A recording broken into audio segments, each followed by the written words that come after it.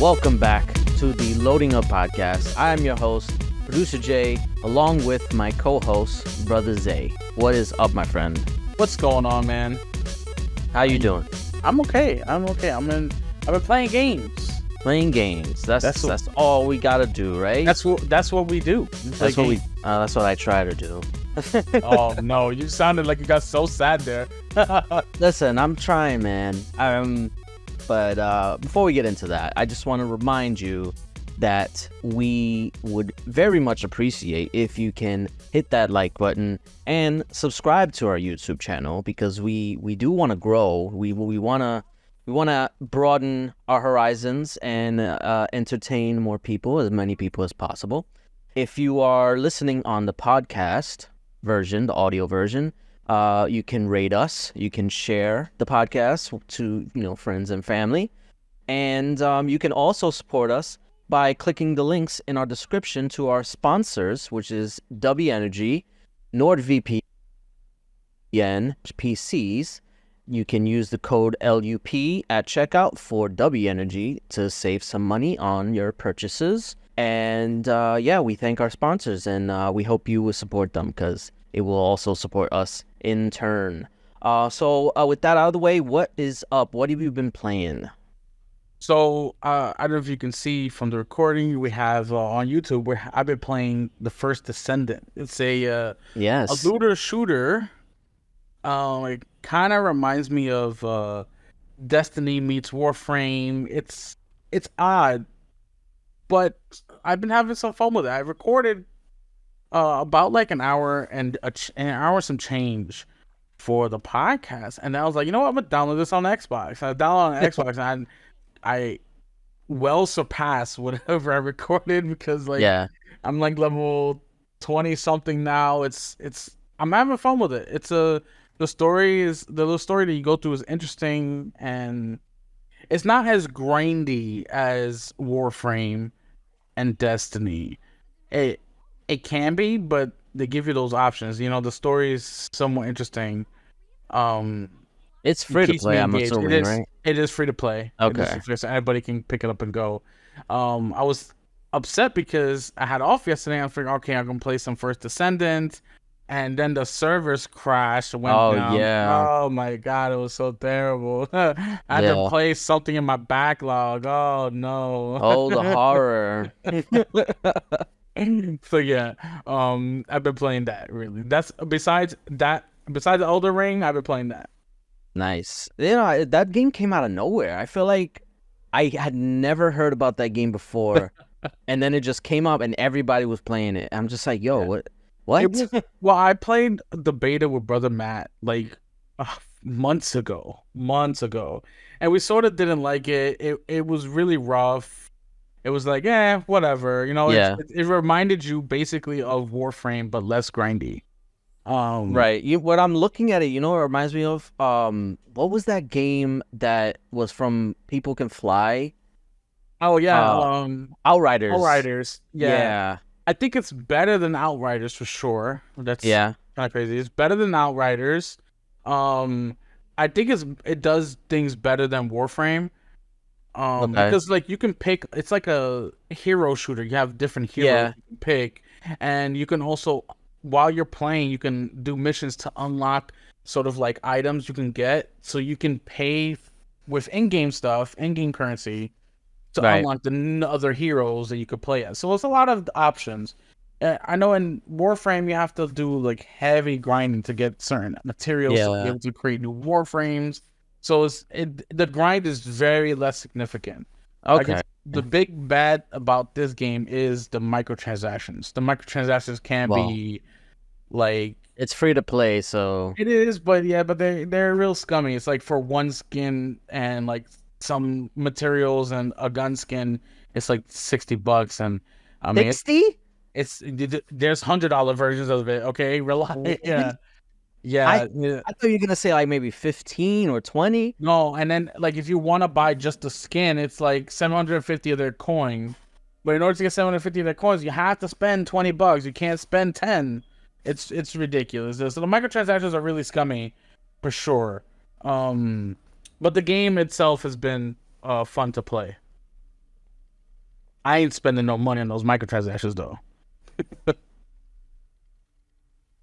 Yeah. So Yeah, no, what that if I you? wouldn't. Yeah, I wouldn't. I wouldn't do it either. So what um have you been playing? yeah, no, I've been playing the same games. I finally I need you beat. to finish. You can start No, something okay, new. listen. I was just gonna say, I finally Oh, beat okay, okay. Metal Gear Solid 2. I posted on Twitter. I finally did Yes. on the hardest difficulty. I beat all the bosses, and it was a triumph. And it was again. I feel like I mentioned this before. Um, and just you know, letting your minds like register what you were doing and process everything, so that way when you do it next time it's like fluid. You don't got to think about it. Like it works. Like a lot of people need to start doing that, because like when they're stuck on a level or stuck on a boss or whatever, just take a break. Even if it's like 2 or 3 days, whatever, the second you come back, it feels natural and it feels like, yo, why was this so hard? And like, because I've been there so many where it's like you get stuck, you keep trying, and it's just like you don't want to stop, because you feel like if you stop, then you're never gonna come back to it. But just if you, I guess, force yourself to come back to it, you'll feel better about it, and it'll be a lot easier to manage. But yeah, so I finally beat that. I'm moving on to Metal Gear Solid 3, but I'm also, so I'm gonna just play that just for fun. I was just about to Because say, are you not gonna get Delta? yeah, so I'm gonna get Delta. Okay, okay. Whenever that comes out, but I'm playing the original version that was in the Oh, collection. okay, I see, I see. Yeah, so I'm gonna play that just for fun, and maybe depending on like how I feel, maybe I'll just do like I want to try and 100% it, but maybe I'll wait for that, because I do want to play other games. I kind of put Elden Ring down for a little bit. I do want to get back into it. Because I've been making some progress on there. I know I beat that boss. No, The lion actually, one? No, you no. talking about last time? Yeah, I beat that one, and then I beat two other one. I beat like the dragon. There was like a dragon, like that's like sleeping at first, and then it wakes up, and then No, you didn't. That's not a side. That's just a side boss. I mean, it's a boss, but Yeah, true. Yeah. that's where I'm at now. I just beat that Did you one. get to the golden hippo yet? No, I saw people playing that, and I was like, "Yo, what the hell is going on? Like, what is I know. this?" Yeah. Yeah. So I'm past that. I'm up to I don't want to spoil it for anybody, but I'm up to Mesmer, so okay. So I know there's he's a lot like more the left. next main boss that I'm up to, so Yeah. Okay. So but yeah. So I'm gonna jump back into that, and yeah. So that's mainly what I've been playing. nice. Very nice. Well, speaking of playing games, um we've got news about ABK games coming to Game Pass, and talking about they're coming as early as next month. But as soon as the report happened and people were talking about, oh my god, we're gonna get ABK games finally. They were wondering what games, as well as how soon. They say just next month, but re- reports from Windows Central Jez Gordon even said that it could be even sooner than next month. So maybe toward the end of this month, we'll be seeing some ABK games. I wonder, did they even say what was gonna start dropping? What first was gonna drop? The rumor is, at least in the story that you're talking about, is that it's gonna be the Crash games, the Crash Yeah. Insane trilogy, Yes. or is that what it's called? I'm pretty sure that's what it's called, right? Something with Crash Bandicoot. Yeah, it's the Crash trilogy remastered games. I Also, believe, also heard Spiral. yes, I was also gonna say Spyro, and then Okay. I think another set of games might be like up first.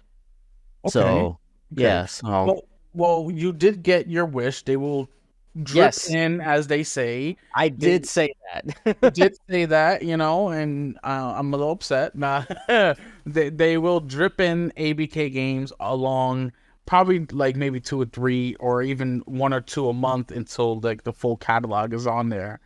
It makes sense. Just It just because does. like they need content, because they do drops.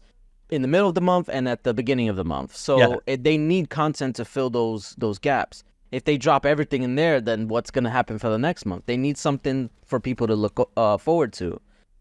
In addition to like the new games that they have coming out. Yeah. I mean, you're absolutely right. You're not wrong. I'm just anticipating. I'm anticipating the COD drop. You know, I want to see Call of Duty section. Now, I don't want to see an ABK section. Screw the ABK section. I just want to see a Call of Duty section under, you know, because if you go to Game Pass app, they have, you know, like the recently added, and they have like what's popular, what's trending, and then you have like Bethesda there. You know, they have the Bethesda collection. You can look through all the Bethesda games. I want to see a section of that just for Call of Duty. It's gonna happen. I don't know how frequent. I did say in the chat that I want them to at least, because Black Ops is this year, Black Ops 6, they should at least put the Black Ops game first, just so that way people can catch up on the story. I'm sure Black Ops 6 will have like a recap or whatever. But, you know, just for people who want to experience it, they can play. I think it started at World at War, right? That ties into the Black Ops universe, right? You know what? I'm pretty sure. I don't remember. It's been so long since you said World at War. No, because World at War it had Reznov in it, and Reznov was in Black Ops. Yeah. So I think that's the connection. I don't know how like connected they are, but I just know it's in that universe. But even if so, they should put all the Treyarch games should be in there. At least you can drop them in bunches. Like maybe in August they'll do World at War, Black Ops, and Black Ops 2, and then in September they'll do Black Ops 3 and Black Ops 4, and then October. Well, when it's dropping in October, right? I believe on the 25th. Yeah, so at the end of October. So then they can just put in the beginning of the month, they can put Cold War, and then Black Ops 6 drops. Because, I mean, these games are not long. You can beat them in, like, 2 days, like, even if or in one sitting, honestly. So it's like, it doesn't matter if you drop them, like, close together like that, because people are just going to take the time to experience the games. And, I mean, and then play online as well, but... Yeah. Yeah, so... That's what I would want, at least. But we'll see. We'll see. Hopefully we'll find out what their plan is regarding the ABK games soon. Yeah, I mean, I can't wait for ABK games to come into the Game Pass. You know, it's gonna be a good time. I mean, we're already seeing some of the Transformer games being relisted. Yes. Yeah, so like that's all one thing, great news. Yeah, one thing I do hope, and I feel like I didn't get into it, but I was having a conversation about it with someone on Twitter regarding the licenses for a lot of these ABK games, because these games, like that's one of the reasons why a lot of them are not backwards compatible, is because of licensing issues, like specifically the Spider-Man games.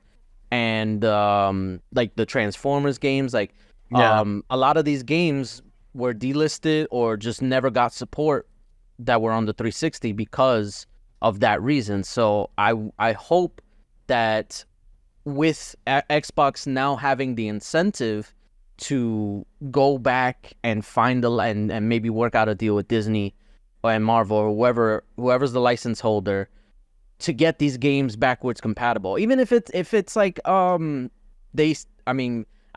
think they would do this, but maybe like make it backwards compatible for PlayStation as well, just to kind of like throw them a bone and be like, hey, look, we're being nice, because you know that's the kind of thing they want to do these days. You know, they want to support PlayStation.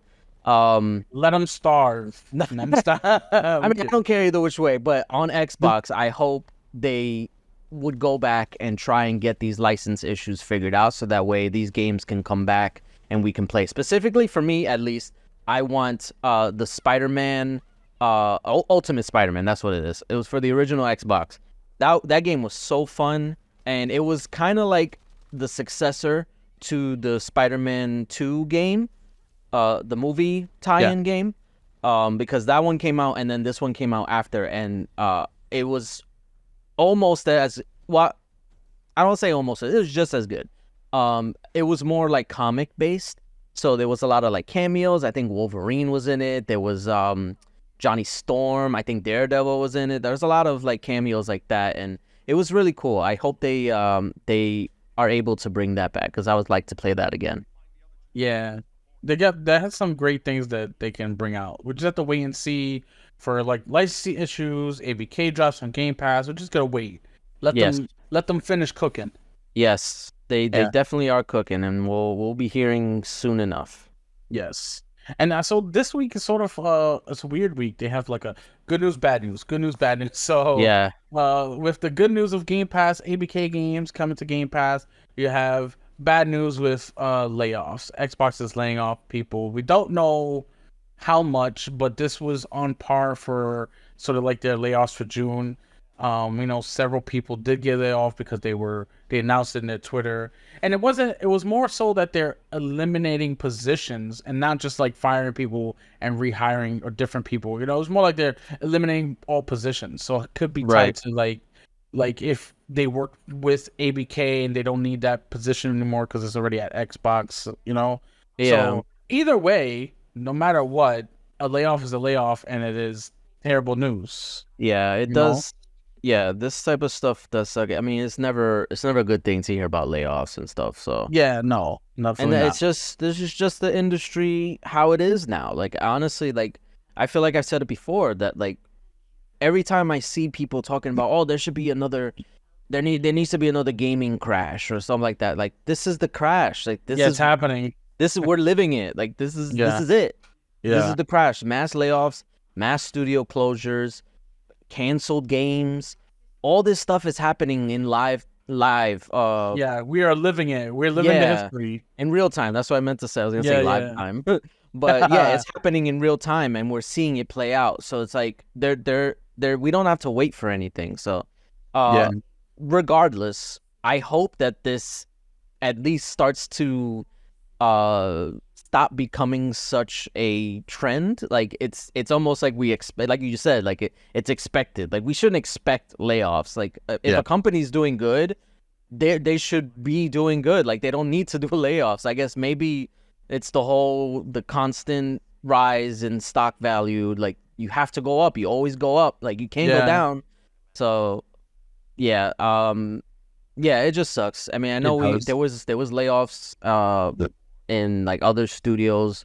I think in Ubisoft recently. Like it's never ending. It's happening everywhere. This is not an Xbox thing. Yes. This is not only at Microsoft they're laying off people. No, they're laying off people across the board in the whole industry. Right. The whole gaming industry is sort of suffering with layoffs right now. And that is exactly why I'm so happy to report that Microsoft is supporting Bethesda's game studios in Montreal location to unionize.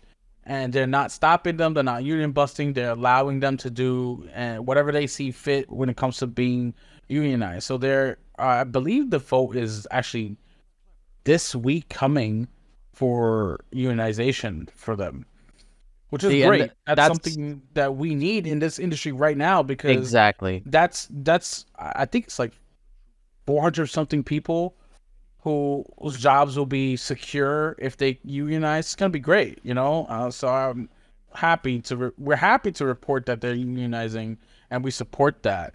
Yes, the more studios that are able to unionize, the better, because that's what we need. If you want these layoffs to be not minuscule, but to stop being a thing.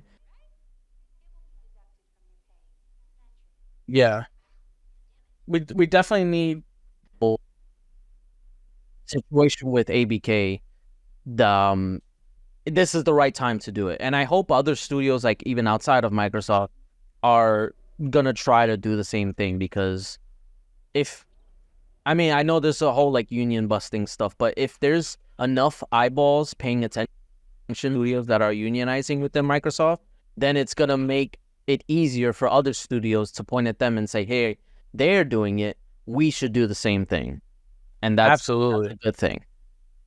Absolutely. Yeah, we got to protect ourselves because obviously these big corporations, these major corporations who are $1 trillion companies, and yet they're still firing and laying off people. Yeah. Of course, we don't know the business side of things, but you have to protect yourself.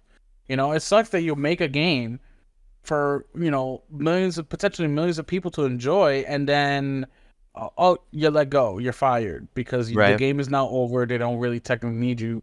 They're not looking to have your services on the next project, whatever it is. We need that sort of job security in game development because it's wild. It's wild in the game development. Game developers literally work on a project for fucking 6 to 7 years, sometimes 10, and then next thing you know, they laid off, and then that was like half their life. Some people have kids and marriages and stuff, and next thing you know, they're laid off. It's crazy. Yeah, and it's sad that it's become such a common thing to expect like these layoffs, like I said before, and it really does shine a light on like a Nintendo, who you never hear about layoffs hitting Nintendo because, I mean, granted, they're always successful, but even when they weren't, like during the Wii U era, they didn't lay off anybody. In fact, I remember specifically hearing the former CEO, Satoru Iwata, he actually took a pay cut to make sure that none of his employees would lose pay or lose their jobs, because that's the type of business that he wanted to run. And it seems like they're continuing that trend because I don't think I ever hear Nintendo laying off employees. I mean, but all right, I'm not wanting to like pick a fight on who's better or whatnot when it comes to layoffs, but I don't think Nintendo's not a $1 trillion company, I mean, no, they're not a $1 trillion company, obviously. But still, at least I think that makes it worse, though, right? That makes it worse because they're not like these $1 trillion companies that have seemingly unlimited money and then they're still laying off people. No, Nintendo's like, yeah, I'll just cut my pay in like a quarter or a third, and here you go. You can keep your job. The $1 trillion companies can't afford to take a hit, whereas Nintendo would probably lose more to doing that, and they still do it. Yeah, for sure. So, I mean, it's always good to hear good news out of Nintendo. I mean, even though they're so quiet, besides, they're quiet. Yeah. They're so quiet. We never really get much out of Nintendo. Really, that's true. That's why we don't really talk about it. Like, I feel like we never have news regarding Nintendo unless it's like a new game. Yeah, or a new game or the Direct. Yeah, the Direct, or maybe whenever the Switch 2 gets announced. That's it. Yeah, that's it. Yeah. That's fine. We're gonna keep reporting on game developer studios just becoming unionized, and we stand with the unions and the game developers, and we hope that people who did get laid off, find their way and bounce back. Absolutely. All right, now to some more. Let's go back to good news. Let's say it's a good news, bad news week. Yes. PlayStation has come out and announced their return to Tokyo Game Show 2024. So they haven't been to Tokyo Game Show since 2019, but they have officially stated that they're coming back and that they will be the company that will be sponsoring the indie game project. So that's what they're sort of sponsoring. That's what they said they're sponsoring up front, the indie game project. But it's going to be so many companies at Tokyo Game Show. So many companies. They're going to have Konami there, Capcom, Bandai, Ubisoft, Square Enix, Sega Atlas. So it's going to be so many companies at this game. But just Sony being there is big because they haven't been there so long. Yeah, Sony hasn't been at anything for the past 4 years. And granted, it's mostly because of the pandemic. But even before then, I feel like in 2019, they weren't at E3. And they weren't at Gamescom either. Well, maybe they were at Gamescom, but they weren't at anything afterwards, or they weren't planning on anything afterwards. Yeah, they've been MIA in sort of like big showcases and stuff like that. So yeah, it's finally good to see them coming out. What are they going to talk about? What are they going to bring to the table at Tokyo Game Show? What are they going to show the fans? Because they haven't. Their sort of showcase was very meh, Yeah, I mean that's kind of like what. Now that we know they're gonna be there, that kind of is the next question. Like, what are they gonna show? I mean, you said that they're gonna show off like indie games. I mean, they also have Astrobot. I'm sure they have other like third-party games that they're like marketing and stuff like that. And more, maybe they have exclusive rights to. But supposedly, I mean, we don't know for sure. It's not official. They do have a console that's coming out this year, PS5 Pro or whatever they end up calling it. So they could potentially be showing that off there, and it would make sense because if they have a new product, new hardware, you want to show it off somewhere. They didn't do it for the PS5 because we were in the middle of pandemic. They weren't gonna show it off anywhere. So, but in the past, they've done that before. They've shown it off at E3 or whatever, PS4, PS4 Pro. Whenever they have new hardware, they usually show it off. At least when it's like a significant hardware, not like a PlayStation Portal or anything, or the PSVR. I mean, not to throw shade, but that's they didn't bother showing those off. But at least they have like a significant venue in the Tokyo Game Show to show it off, and I think that's what's gonna happen. A lot of people seem to think that them being at the Tokyo Game Show means that they're gonna have a super secret showcase that they're planning, and that maybe they're gonna announce more games that they're gonna show. I don't know. I don't think though, because if they were gonna show it off, they would have shown it off. Like, why are you gonna wait? If anything, you'd want to show it off before the Tokyo Game Show to get people excited about the Tokyo Game Show when they can actually see those games. I don't think they have anything to show. Like, maybe they have announcements, but not really anything to show off aside from Astrobot and Lego Horizon. So, but it's still nice for them to be there. So, and hopefully they can continue to start showing up in places. Yeah, definitely. We wanna see more brought from PlayStation because we don't have much from. We don't have much. Yeah. This year's been very, very light with games from PlayStation. Very surprising. From PlayStation, because a lot of people say, "Oh, there's a lot of games, Final Fantasy and Stellar Blade." Like, yes, they're exclusive to PlayStation, but they're not PlayStation made games. It's like they technically don't count. Technically don't count. It's crazy. It's true though. You're not wrong. But it's funny to hear. So, yeah, we wait for Tokyo Game Show for we can see some more from them. That's it. Yeah. So and that was the good news, and let's jump right into some bad news. So Horizon Zero Dawn had a Netflix TV series that was scheduled, and according to Rolling Stones, it seems to be dead in the water. It's just not going to be moving forward, and I think it has to do not so much with Sony, has more to do with the showrunner. The showrunner was basically had a lot of bad reports against him for abuse on set for like the Umbrella Academy and stuff like that. So I think with all the bad stuff that's been going on internally with the showrunner, they just decided to cancel it because it's going to be the same showrunner, or just at least not moving forward for now, which kind of sucks. Yeah. It sucks. I honestly, I don't get Horizon. I don't get the hype surrounding it because I'm not saying it's a bad game. I'm sure it's a good. I'm kidding. No, I'm sure it's a fun game. I haven't played much of it. I played like a little bit of it, like in the beginning, and then some of the open area stuff. But overall, like from what I've seen and from what I've heard, it's just kind of meh. Like, it's okay, but it's nothing special. And I think that is also in part due to it constantly getting overshadowed by another game. Because I feel like we've talked about it before, that the first game, Breath of the Wild, came out like right after it, and it took all the hype away from it, and people forgot about it.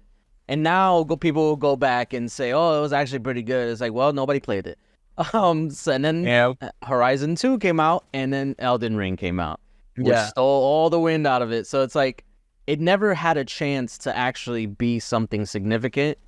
And I think there was something else with the Horizon VR game, that something else came out around the same time, and it also stole the thunder from Horizon. But anyway, Yeah. yeah, it's just Horizon. They've been trying to push it, and I feel bad for the developers because they're actually very good. The I can't remember. It's not Sony Santa Monica. No, It's Gorilla. they made Guerrilla Games. There you go. Yes, they made Killzone. I remember that. But yeah, honestly, I think it's time to take a break from Horizon because literally that's all they've been making. And I think either I wouldn't say go back to Killzone. I don't think Killzone is the solution. But maybe try something different because it feels like Horizon is just not it's not where it should be. And in terms of like popularity, and although it has its fans, it's just not gonna be what Sony probably wants it to be. Yeah. And yeah, and granted, this has nothing to do with the show. Like you said, the show is more of the showrunner stuff that's been going on. But the fact that they're not even like shopping it around or moving it to a different director or showrunner or whoever, they're just canceling it because it's not worth continuing at this point. Yeah. So I heard somebody say that, and is a joke obviously, but they say that Horizon feels like an industry plant because because they're trying so hard to make it seem like a bigger deal, and it's just not. They want it to be like a God of War type game, and it's not that. And I mean, I played through the first game completely. I enjoyed what I did play. I enjoyed my time with it. I didn't like platinum it, but I played through it. I enjoyed it, and then I started the sequel, Horizon Forbidden West. And I did not like it at all. No, I didn't like it at all, and I was surprised because I literally just finished Zero Dawn. Literally just finished it, and I said, all right, next week I'm gonna start Forbidden West, and I get on it, and it's pretty much the same game, but with like, it looks a little bit prettier because on the PS5. yeah, It looks a little prettier because on the PS5, and it has like a couple different animations for Aloy. Like they do close up shots now. It's like just her face, and it's like it was unnecessary, and I did not enjoy it. I don't know. A lot of people say they're hyped about it. It's a good game, but I personally didn't enjoy the second one. I didn't think it added enough. Sure, the game looked great, but there was no depth to it. I didn't feel connected to it. I think that's what I've heard too. That a lot of people just find it boring. Like, yeah, the combat is nice and it's fluid and it feels good to play, but otherwise it's just kind of soulless. The story, the story itself from part one, it was good. It pulled you in and made you wanted to see what happened, made you wanted to go more. You wanted more, and then I start part two and I'm playing through it, and it just felt like I was like, I don't feel the same way. It was like it's just different. So, I mean, I get it, the big PlayStation game, but it's just the second one just wasn't for me. Yeah, I mean that's okay. Like honestly, I think more people, and that's the thing too. A lot of people just seem to be afraid of saying like it's just not as good as the first one, or it's just not their thing. Yeah. And I'm not afraid to say it. Like it's probably not my game. Maybe if I give it another shot, I might feel differently. But as of right now, I have no plans to go into it at anytime soon. But yeah, I don't know. I don't know what they do with Horizon. Maybe with the Lego Horizon game, they'll get some new fans who wanna see what the franchise is all about, especially if it's on the Switch. Maybe it's gonna be on the Switch, so maybe it will open up the doors for people to want to try the other games. I mean, that's the idea. That's what they hope. Sony hopes, at least. That's what they've said. But I don't think a Switch player who mains the Switch, that's all they have, is gonna spend $600, $700 for a PS5 to then play Horizon. I don't know. It seems to be silly. It's not gonna happen. If they haven't done it by now, they're not going to. Especially with the Switch 2 rumors coming out, they're gonna save for that instead.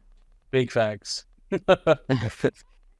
All right, so the next bit of news is just more bad news. So it's not really technically game related because they're not getting rid of game this, but Sony Group cut 250 jobs from recordable media business. It's a key hub uh where they produce Blu-ray disc and optical drives and storage media. So they're getting rid of 250 jobs, and just because it's not in high demand anymore. Not very many people buying Blu-rays or physical media enough to where they warrant them. So again, layoffs. Sure, it's not the Sony PlayStation group, but it's still Sony Group. Yeah, laying off jobs, getting rid of physical media. And it sort of leads into the conversation of video games with physical media, because if they started, limiting jobs here for, movies and stuff, what's next? Right. What's the next step? Right. Why eliminate jobs here and get rid of all physical media for movies, but still bring out millions of copies of video games that are on Blu-ray discs? Right. When they could save themselves some money and just go digital and not worry about distribution and all the logistics behind, getting your game out to every store around the world, when you could literally buy it on your own store. So yeah, and we've spoken about the whole like Walmart and Best Buy doing away with physical media. Yeah. And I think that this is another sign that we are moving towards a future, which at this point, like, you can't deny it. It's happening. Like, we're moving towards a digital-only future. Physical media is dying. I know it sounds bad, but it's just the reality of the situation. Future. It's just how it is. Yeah. I mean, physical media in terms of like CDs, like for music, like, yeah, they still sell some of them. Granted, you could argue, say, oh, like with vinyl, that kind of made a resurgence, but that's like for collectors. Nobody's buying a new vinyl album just because they want to listen to the album. No, they're gonna listen to it on their streaming platform, and then as like, something to display on their shelf or whatever, they'll buy a vinyl version of it or whatever. So yeah, that's essentially where gaming is going, as well, and the signs have been there. This also leads into another story that we were talking about too, about so Matt Piscatella, he works for the MPD group, who does like reports on how many games are selling in retail and stuff like that in the United States, and he reported that essentially Xbox is looking to move into doing all digital soon. Sorry if you can hear that. We're recording this on 4th of July, so there's like fireworks going outside. Hopefully, my side too. Yeah, so hopefully when I edit this, you won't hear it. But either way, so Xbox is moving towards a digital-only platform sooner rather than later. Possibly as soon as next gen. But he also stated that Sony will follow them, essentially. Like, maybe not next generation, but most likely the next generation after. So like, and then within the next 15 years. So, and I mean, Nintendo's is up in the air. Who knows what they're gonna do? Nintendo's is its own world. Yeah, they do their own thing. Yeah. Their next console might be digital, and then they'll go back to physical. Who knows? But that's essentially what's happening. And I know the physical, the people who like physical discs, they've been complaining for a while, especially now there's so many games that don't even come to physical anymore. Like freaking Alan Wake didn't come to physical. Yeah. Hellblade 2 didn't come to physical. For a while, Baldur's Gate wasn't physical. Oh yeah, Baldur's Gate wasn't physical. Only the collector's edition was physical. Yeah. So even then, like it starts to become like, oh, now they're kind of like upselling you on it, because people aren't buying the physical versions of games anymore. Yeah. And even when like in a lot of games, I'm pretty sure, I could be wrong, but I'm pretty sure every PlayStation like deluxe edition of a game didn't have a physical copy of a game. It had the steel case, but it always came with a digital code. And I remember people being very upset about that, because it kind of defeats the purpose of having a physical version. So Even PlayStation's already doing it with their their deluxe collector's editions for their games. Yeah, Bethesda did it for Starfield. I have a $300 physical edition, and I had a digital code for the game. Right. So that's essentially what it is, and a lot of people are just they're not. Again, I understand the frustration. It's like if you prefer physical, but the reason why they're doing this is not because they don't like physical. Like if it were cost effective for them, they would do it. And I mean, they're still doing it. But the fact that they are trying to end it is a sign that they would prefer not to deal with the middleman that is retail. Yeah. And a lot of people forget too that retail takes a cut. So that $70 game that you're buying, retail takes a cut from that. And then the platform takes a cut from that. Xbox, Sony, and Nintendo. They also get a cut. So the developer and the publisher are getting more of a cut if they release digital than if they were to release physical. Yep. And not only that, they're spending money on the production of the discs. So it's like you have to consider a lot of these things when you think about the whole digital versus physical aspect of things and why a developer or publisher would do digital. And that's just how it is. Like they would I mean, it makes sense. It makes business sense. They would rather get a bigger cut so they can make more money in the long run. I mean, if you think about this, the argument that I see online a lot is that, I'll never buy digital. I'll only buy physical media because I like to own my stuff. I'm sorry, but even if you buy a physical copy of a game, you do not own the game. No. You own the license to play that game. Yes, the disc essentially, publisher. The disc is basically a DRM. Yeah. If you that's what you check to see, and even the game doesn't even run off the disc anymore. Yeah. It downloads and installs the game from the disc, and then that's it. Your disc just becomes a check to see if you own the game. Yes. So all these people like, I want to own my stuff. You don't own it. I'm sorry. You don't own it at all. They're not going to give you ownership of their game. It's their game. They own it. You're essentially borrowing it. You might as well rent it. Yeah, no, it's honestly, I get the sentiment of wanting to because the drastic argument that I see is like, if Microsoft shuts down the servers, if the servers get shut down, then at least I have my copies. Like, if the servers get shut down whole slate, and you can never play any online game ever again, we got bigger problems at hand. If Microsoft is wholesale shutting down every single server they have and not letting you play your game, there's bigger problems that we would have to deal with than to play your games. What if there's a nuclear fallout? You really gonna care about playing video games if you have no internet, no electricity, and at least I own my games. Yeah. It's so ridiculous that the scenarios, these made up scenarios that these people come up with just to justify the physical games. Like, it's okay. You can like physical games, but we're moving to digital. Like, there's nothing you can do about it. And even there's people online who I can't remember the name off the top of my head, but I follow him, and he is very he's an advocate for physical games, and he acknowledges that the future is digital, and he basically, his stance is, I'm gonna keep fighting for physical games as long as I can, and then once I can't, then I'll go digital. And I'm just like, okay, I mean, that's fine. If that's what you choose to do, that's perfectly fine. That's your choice. But just know the day's gonna come when you're not gonna have a choice anymore, and that's it. You're just gonna have to deal with it.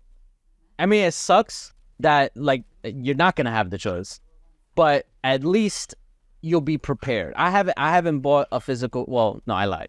I have bought a physical game recently because it was on sale. It was the Midnight Suns, Marvel Midnight Suns, which I haven't even played yet. You brought that? I did. It was on sale. It's free on the Epic Game Store. No, this was the one with all the DLC and stuff. Oh, the Legendary Edition or something like that. It was only $20. when normally it's like 80. So I was like, yeah, I'm gonna buy that. So, but yeah, that's literally the only physical game that I own. I think. I have other ones, but they were a gift. I didn't buy them. So the only true ownership when it comes to video games is piracy. If you pirate the game, you own it. Nobody owns it with you. That's the only true ownership. So, because you're not paying anybody, you literally download it, and that's it. It's yours. Yeah, I mean, if developers or publishers think that buying is not owning, then piracy is owning. So then that's it. Exactly. I mean, that's just the way the future is going. Yeah, I mean, we'll see. Obviously, when these new consoles get announced, but yeah, it's an inevitability. It's like Thanos. It's inevitable. Wow. So the last bit of news we have is PS3 Emulation. So the reports are that they want to start emulating games, PS3 games, PS5. And Digital Foundry made a video saying how it's going to be very difficult to do that. So, and then when they do it, it's only going to have very few select titles that will be available to play. So, who's doing this? Like, is there like a group in Sony that's going to be doing the emulation, or are we're talking about like outside parties doing emulation? I have no idea. I do like the fact that, I mean, if the rumors are true, I like the fact that they're trying, because they could easily just being like, nah, we're just not gonna do it. Screw PS3. Just buy our remakes, buy our remasters. But I like that they're trying. If this rumor is true, because Xbox saw a major like influx of support when they announced their backwards compatibility program, and there was so many games that people were excited to play again or get to play for the first time because they missed out on it when on the 360. So, or even on the OG Xbox. So, there is an audience to cater to when it comes to backwards compatibility. It's not large, it's not super huge, but I feel like it's worth just attempting to try and get those people in. And like you said, it won't be every game, because obviously the reason why there isn't any backwards compatibility up to this point is because the PS3 used cell architecture for their system, so which was very notoriously hard to develop for, and which it actually costs a lot of games, or it didn't cost a lot of games. It made a lot of games run poorly on the system, at least for like third parties and stuff like that. So it really is just going to depend on the game and how it was developed. And also, I mean, we spoke about it before with the licensing. That's also going to be an issue that Sony would have to figure out. But I do hope that they do end up doing it, because there are some games on the PS3 that are only on the PS3, and aside from like a remake or remaster, like you're never going to play them. Like, that's why I hope so badly that in the next Metal Gear Solid collection that there's going to be Metal Gear Solid 4 in it, because that game is only available on PS3. They never ported it to any other system, and it frustrates me so much. And it's games like that, at least from my experience, that I would like to be able to get backwards compatibility support. And I know there's a lot of other games that a lot of people would like to play. And yeah, I just hope that it's something that is worthwhile and that it's not half-assed, essentially.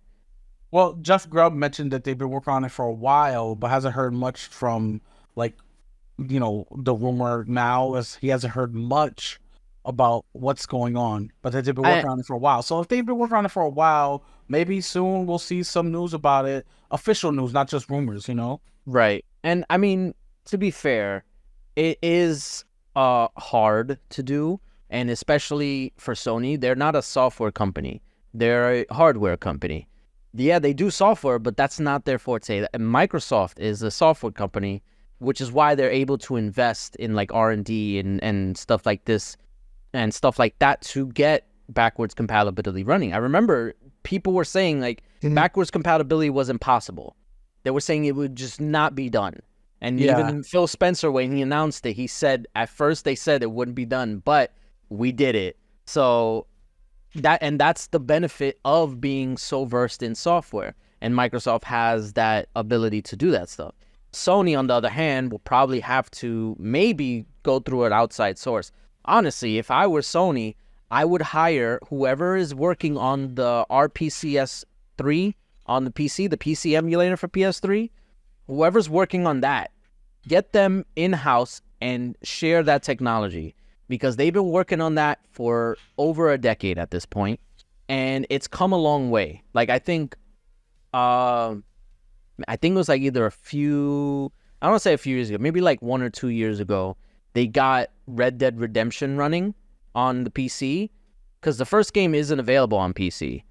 Or is it? Is it? I don't think so. I think it's only on... They re-released it on Switch and PS4, right? They didn't release it on PC? No. The first Red Dead Redemption? It was not... I don't think the first one was released on PC. It was just console.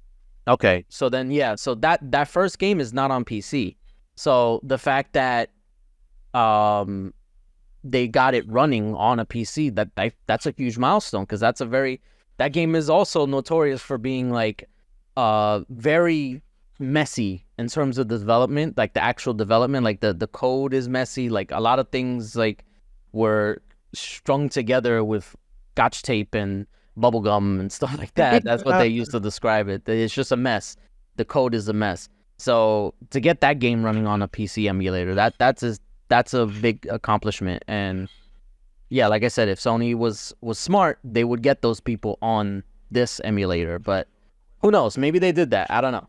Yeah, we'll just have to wait and see for that. Yeah, but I hope it is true. Yeah. I mean, that's what we got for the news. That's everything. The good news, bad news week. It's a good news, bad news week. All right, so we got a little bit of time. I do want to talk about something that did happen over the past week. I don't know if you noticed this. What's that? Regarding the whole disability conversation. Did you hear about this? Yes. Yes. So I did want to talk about this because I feel like I need to get it out. I mean, I have on Twitter and stuff like that, but rant time is rant time.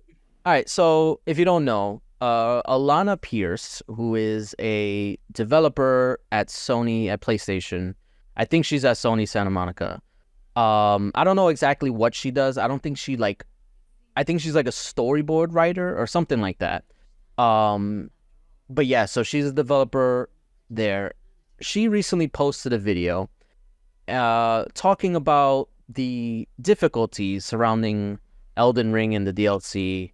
And I know we talked about it before last week. That it's not hard. It's just there's a different learning curve. You gotta get used to it, whatever. But obviously, it was a hot topic regarding difficulty, and everybody was talking about it. So she decided to make a video talking about how people would see it as too hard, and that the reason, well, part of the reason why is the idea of not being able to pause the game. Because if you don't know, if you haven't played Elden Ring or any Souls game, you can't pause the game. Like, yeah, there's a pause menu, so to speak. Like, if you press the pause button, it will bring up a menu, but the game doesn't stop. It continues, and then you can go through the menu, pick your armor, and go through all your items and stuff like that. But the game is still running. Like, you can still technically be hit by enemies and stuff like that. So it's strongly encouraged for you to go find a safe space, or so that way you can adjust all that stuff before you start looking at it. Anyway, so she was saying that it's difficult is in part due to the lack of a pause menu, and she brought up a term. She brought up that not being able to pause a game is within the industry considered, the gaming industry, considered to be a disability. Now, she clarified and said it's not like a traditional, it's what's called a situational disability. Oh my God. It was only if, like, she was using it as an example, but like if you're distracted because you have a kid playing and you're not able to pause to attend to the kid, that is considered a quote unquote situational disability. Man, fuck them kids. Yeah. My son's in the background saying, hey, what are you talking about? But yeah, so that obviously sparked a whole like whirlwind of, I guess, controversy, because Twitter hate. Twitter hate, yeah. And honestly, it was kind of overboard. I think they really dogpiled on her. However, I don't think she did herself any favors, because she was very combative whenever people were responding to her, and she was basically trying to defend herself by saying it's an actual term that the industry uses, and she was like saying this is like a fact versus feelings type of situation. And she eventually deleted that tweet, but yeah, she didn't help herself in that regard, and I think she probably could have done a better job at explaining her position, because I feel like she was saying it as a matter of fact instead of being like, okay, this is what it's supposed to be, and understanding why people would not, or why people would be a little bit upset at the idea of classifying not being able to pause a video game while you have kids running around is a disability, because it's not. It's not a disability. I don't care what the technical term is, situational, whatever. And apparently there's a Microsoft document that also kind of like backs up her phrasing or whatever. Like they also use that term, although they use the term impairment rather than disability. Well, they use both. And I still think it's wrong. And I think the problem is not necessarily what she's saying. It's how she's saying it, and the fact that she's trying to like justify it because that's what she's been taught. And it's like, okay, you're essentially defending the freaking corpo speak that you were indoctrinated with, and now you're upset that people don't understand why you said it the way you said it. And it's like, it's not hard to just say, I get it. It sounds weird, but that's just what we use. That's the term that we use. Now, you should probably also say maybe they should change it. It doesn't sound like a term that we should be using. Granted, it's an insider term. She just kind of brought it into light, and I think it just caused a lot of unnecessary controversy. I, for one, feel like the whole disability aspect is what the issue is at hand. Like, I get what she was saying, because it is kind of, it's hard. That's what makes the game also hard. However, but if you're a fan of Elden Ring, or if you're a fan of any Souls game, you understand what you're getting yourself into. I have 2 kids, and I still enjoy Elden Ring. Why? Because I know when to play the game. I'm not gonna play it when they're running around and they want to do stuff with me, and you know, they want to be involved and they want my attention. That's not the time to play any game. That's the time to spend time with your kids. You do it when they're at school, or when they're somewhere else, or when they're sleeping. That's your time. If you have kids, that's your time. That's kind of the general understanding as a parent when it comes to gameplay time. So I don't think any parent would consider that a disability. Is it a disadvantage? Yes. I think that is a better term to use, a situational disadvantage, because that's what it is. Like, obviously, if you're playing Elden Ring and your kid is running around, that is a disadvantage because you are going to be distracted. Now, It takes 2 seconds to just turn off the game. It's just a video game. Just turn off the game. That's it. It's not a big deal. But we'll touch some grass with them kids, right? But it's one of those things that the industry looks at and tries to make accommodations for, supposedly.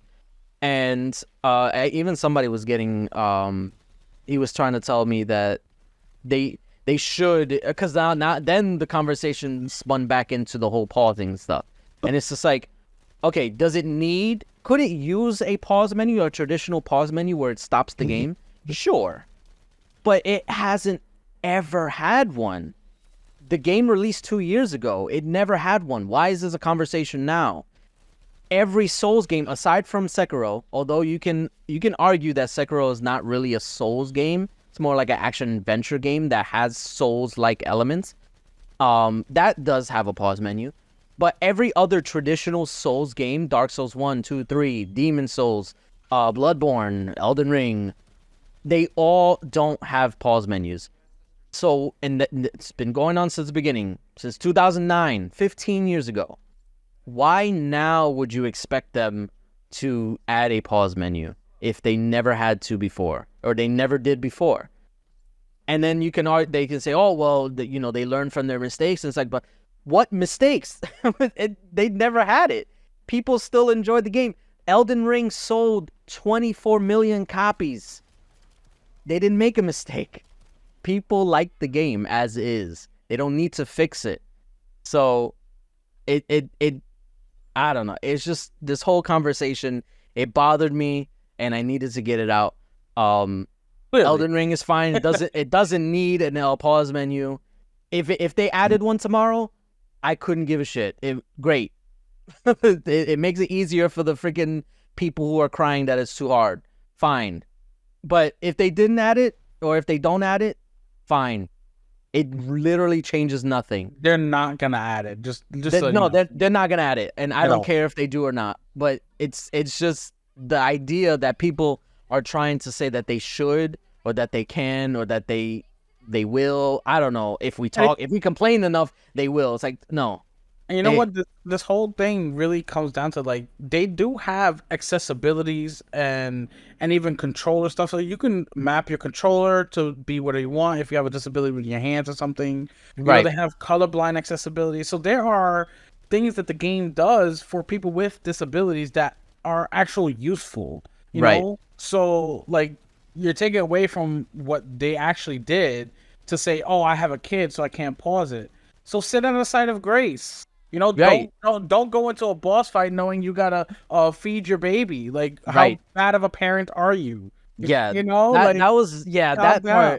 that part just didn't understand. Like, and pretty much every parent that was commenting was saying the same thing. That they were just saying, like, if I have a kid running around, or if I need to tend to my kid, I'm gonna tend to my kid. Like, it's not a big deal. I'm just gonna do it. Like, who cares about this game? If I die, I die. Yeah, that's what parents do. Yeah. So and then also what kind of got me as well is the fact that, I mean, maybe she didn't intend it to, like, come out this way, but she's not a mother. She's not a parent. She's not a parent? Oh, no, she's not. Granted, she just uses as an example, but the fact that she did use it as an example, just be like, yo, mind your business. But you don't need to worry about parents. She can't even say fuck them kids. She doesn't need to worry about us, okay? She's not like us, in the words of Kendrick Lamar. Man, I wish Tay was here. But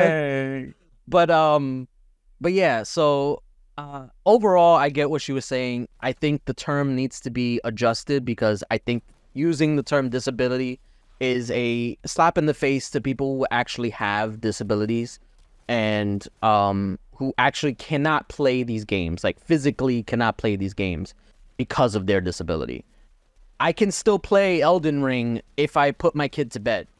Like, granted, yeah, that's a situational stuff, but I don't care. Like, don't call it a disability. Call it a disadvantage. Call it impairment. Call it whatever you want. Just don't call it disability, because disability implies that there is a condition that is out of your control. physical or mental condition that is out of your control. Your kid is in your control. At least they should be. If they're not, you got bigger problems, dude. So, all right, that's it. Funny. End rant. End rants. That's it. But yeah, so that was it. That'll do it for us, guys. Remember to like the video if you're watching on YouTube, subscribe, click the links to support our sponsors in the description. Use LUP, code LUP at W Energy to save some money. I think that's it. Yep. So we'll see you guys next week. Peace.